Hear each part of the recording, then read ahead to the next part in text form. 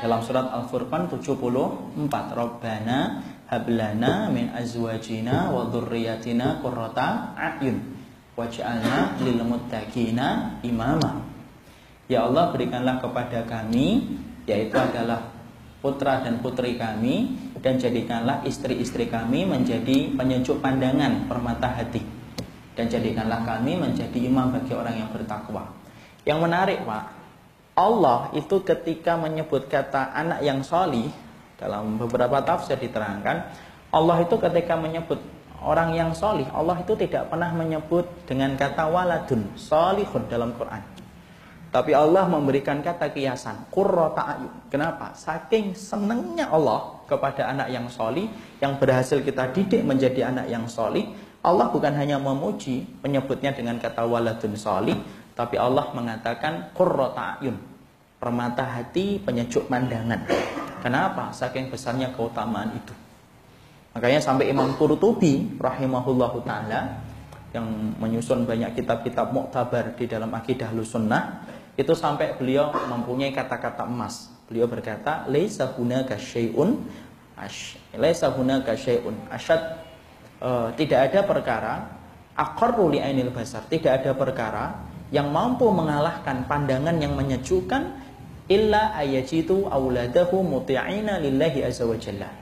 Tidak ada perkara yang paling mencerahkan hati seorang, mencerahkan pandangannya, kecuali seorang laki-laki, seorang wanita, dia mendapati putra dan putrinya taat kepada Allah, itulah yang mencerahkan hati.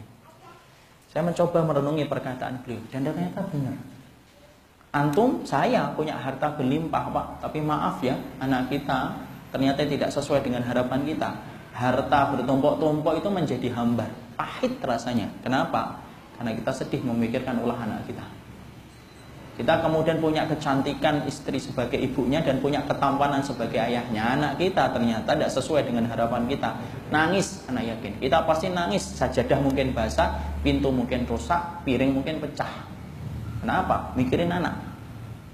Kenapa? Karena memang betul-betul harta yang paling berharga dalam kehidupan yang mencerahkan pandangan adalah anak-anak yang solih. Makanya sampai Allah memberikan kata kiasan indah, qurrata a'yun, anak yang menjadi permata dan penyejuk pandangan. Nah sekarang, setelah kita paham sifat-sifatnya anak, nah kita bahas dulu, apa sih keutamaannya Ustadz untuk memiliki putra-putri yang solih dan solihah? Kenapa kita harus pahami? Ya kalau kita tidak paham, ya kita tidak pernah termotivasi untuk mencetak kader-kader yang solih dalam kehidupan. Kita bangga kalau anak kita menjadi investasi dunia, tapi kita lalai mencetak anak kita menjadi investasi akhirat. Kok gitu ya? Kenapa? Ya karena mereka tidak paham dahsyatnya anak yang solih di hadapan syariat Allah itu kayak apa. Makanya Masya Allah ya, maaf, kadang-kadang kita miris kalau melihat ada orang mengatakan anak saya S3, tapi maaf, baca Quran aja tidak mampu. Tapi orang tuanya seneng. Kenapa? Sukses dalam ukuran mata manusia. Anaknya kaya, tapi maaf ya, anaknya tidak pernah gandeng bapaknya datang ke masjid, menempelkan kakinya dengan kaki orang tuanya ketika berjamaah bersama-sama ke masjid dalam shaf yang sama. Kenapa mereka tidak pernah sedih dalam masalah itu? Ya karena mereka tidak ngerti dahsyatnya memiliki putra-putri yang solih dan solihah. Makanya sampai-sampai diingatkan oleh banyak ustadz. Nah ini meminjam kata-kata banyak ustadz. Ustadz sering berkata, kita ini sering sedih kalau anak kita dapat kemudian telat sekolah, tapi kita tidak pernah sedih ketika anak kita terlambat sholat.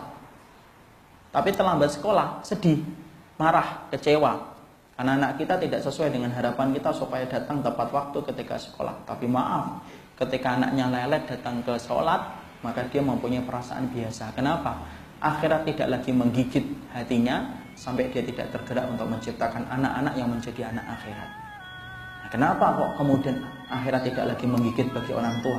Ya salah satu sebabnya karena kita kemudian tidak ngerti dahsyatnya anak ketika anak itu solih dan solihah.